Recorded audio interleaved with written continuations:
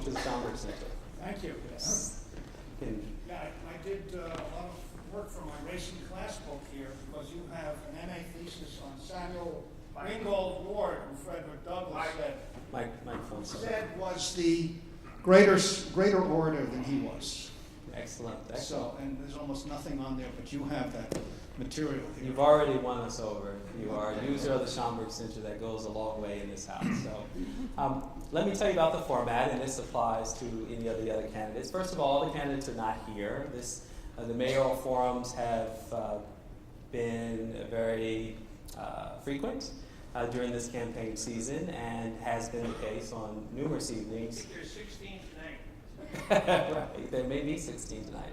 So the format is such that people will come in at their allotted times. Mr. Gronowicz is our first guest, but we will have others. And the format goes as this.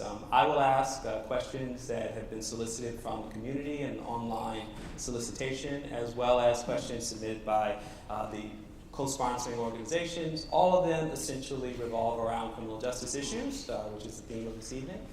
We have this delicious iPad here to monitor the time. We would like to get through a series of questions in hopes that we cover a decent amount of time in your remaining time. So I'm going to hit start here, and I'm going to let the community speak first because I think there are really some important questions raised by those who have answer the call. So the first question comes from Abigail Ryan in Brooklyn. She says, many have lost trust and respect in the system assigned to protect and serve citizens.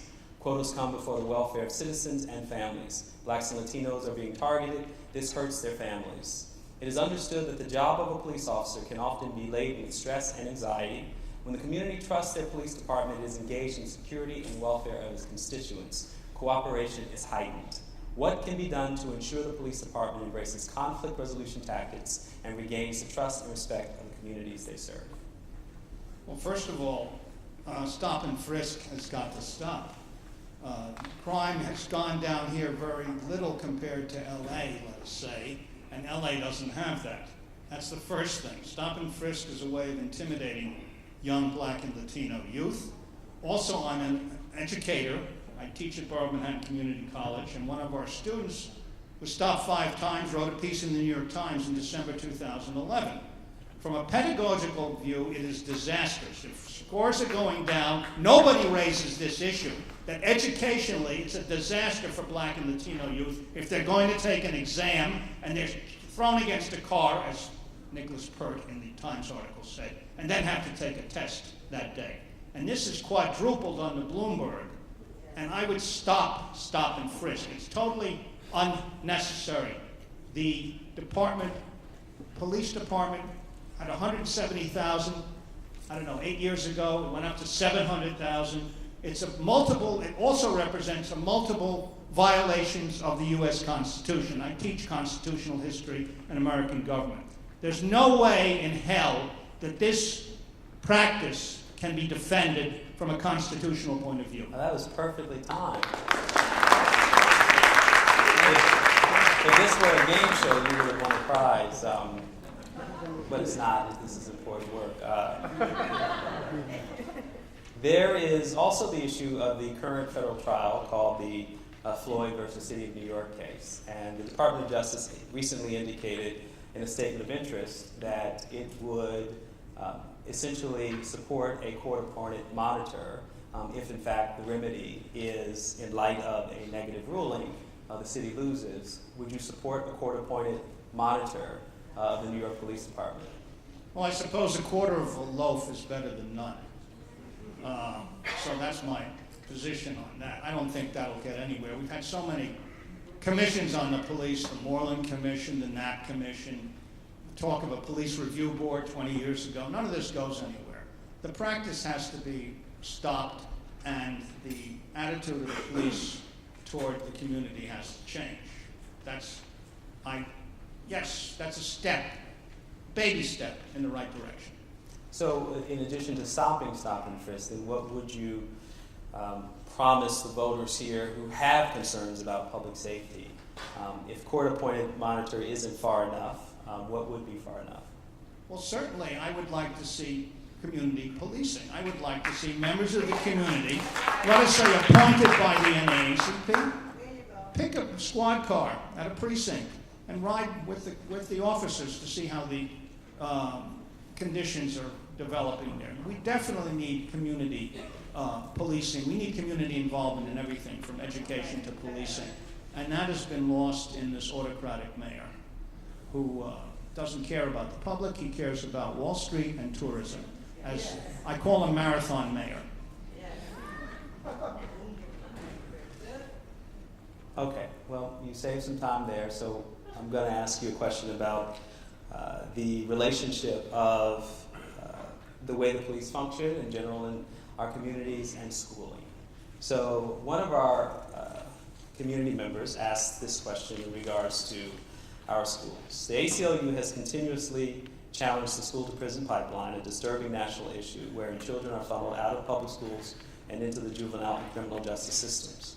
As mayoral candidate, how will you work to minimize the New York City Police Department in public schools and maximize the opportunity to hire more teachers, lowering class sizes, and making available extracurricular programs for our youth? Well, education is a third of the budget. I would remove the police from the schools. I bring in security, but not armed policemen, okay, into the schools. I think that goes against every pedagogical convention there is. I don't know any other country where the police are placed in schools to intimidate the students. I have an article from the Post where this 5-year-old, it was on the front page of the Post, 5-year-old was accused of stealing $5. He was handcuffed. I should have brought it up here. It's in here, actually. Handcuffed, put in the precinct. It's absolutely out of control. That's because the mayor is out of control. He had said famously in David Letterman, I have my own private army in the New York City Police Department. That's a quote, a direct quote. I have to multitask here, sorry. So the LGBT community has concerns about the way that those communities have been subject to low-level engagement by the New York Police Department. What is your position on that community in relation to the police department? Is it a concern of yours, and how would you address the concerns coming from that community? Well, we've gone in New York City, I'm a native, from one extreme to the other. If you remember the Stonewall riots of '69, the police were actually harassing that community. Now they've gone to the other extreme, they're not protecting them. Obviously more plainclothesmen in the West Village where the recent incident of stabbing took place, the murder took place, or was it Chelsea? I mean, there's so many horrible incidents of this. And they went from one extreme to the other. And that's wrong. They have to be monitored. Comparing 1969 with 2013. So more plainclothes officers, definitely. Don't forget the Green Party pioneered in gay marriage in New York with Jason West back in 2005. So we've been out on front on all the issues, and we're definitely out on front on stopping, stop, and frisk. So we're going to shift gears and ask one more question and give you a minute to make a closing statement. I believe our next candidate is in the wings. So on the issue of, sorry, I have misplaced here, mental health at Rikers Island. So in shifting our focus from policing to corrections, an estimated 4,000 mentally ill inmates are on any given day confined on Rikers Island. The average length of stay for an inmate is 42 days. For an inmate with a serious mental illness, the figure rises to 215 days. Experts and advocates have proposed that New York City establish community crisis intervention teams, CCITs, dedicated to helping the police respond to persons in psychiatric crisis to decrease the number of arrests and better serve mentally ill individuals. These community crisis intervention teams would provide services and would work with police officers and an agreed upon arrangement with how to deal with these issues, including 24-hour hospital diversion centers staffed by professionals. Such centers exist in Chicago, Memphis, Los Angeles, and Miami. What is your position on community crisis intervention teams in New York City? Well, I definitely support that very detailed thoughtful proposal that you suggested. I should point out that in the late 70s, I taught at Rikers Island as part of the John Jay College Criminal Justice Program. And one of my students in the fall of 1977, after she had been falsely convicted of murdering a police officer in New Jersey, was Joanne Chesimard. And she actually got an A in my class. She was my best student. Very bright, calm, nonviolent person. And and I find it absolutely incredible that the FBI would put her on the terrorist list. That's how far we've sunk. Because we had a program in City University for teaching prisoners and working with prisoners, and she was one of them. I kept all the attendance records and the grade sheets. So I don't buy 3/4 of the stuff that the government dishes out. If anyone feels that I'm exaggerating, they should look on their thingamajigs now or later. Operation Northwoods. Operation Northwoods. That'll blow your mind. But certainly, this is a very detailed, thoughtful proposal that deserves 100% support and should be funded by the 1%. I speak for the 99%. Well, I just want to say two things. I want to say that if you want to give Ms. Chesimard's papers to us, we will gladly take them. All I have is the attendance sheet and the grade sheet. The second thing is you have now 2 minutes to make a closing statement. Look, New York City is more unequal than any city on the planet. No, let's put it this way. More unequal than any city in the United States. 9% of the, let's say 9% of the assets in 1978 went to 1%, the top 1%. In 2011, it was 45%. If New York ranked as a city, it would rank against other countries, it would rank 119th. Okay, the inequality has never been greater. In fact, the inequality is greater than it's been since the 19th century. And I'm relying on the Fiscal Policy Institute, James Parrott. I think you should all look that up and follow their very detailed economic and social analyses of the city. We have so many people in deep poverty, so many people in desperation. A year ago, I read about a mother with a baby in the Bronx.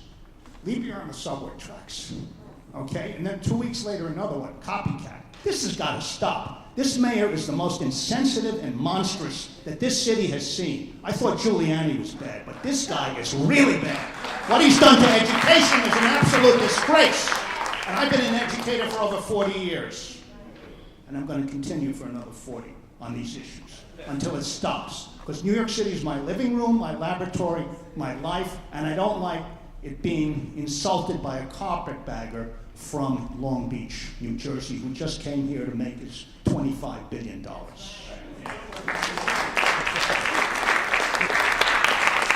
I live in New Jersey. I take the $25 billion, if that was a trade. No, I'm joking. Mr. Gronowicz, we got to work on Gronowicz. That's the anglicized version. Come on, everybody. 1, 2, 3. Gronowicz. Thank you very, very much for your time. We appreciate your time.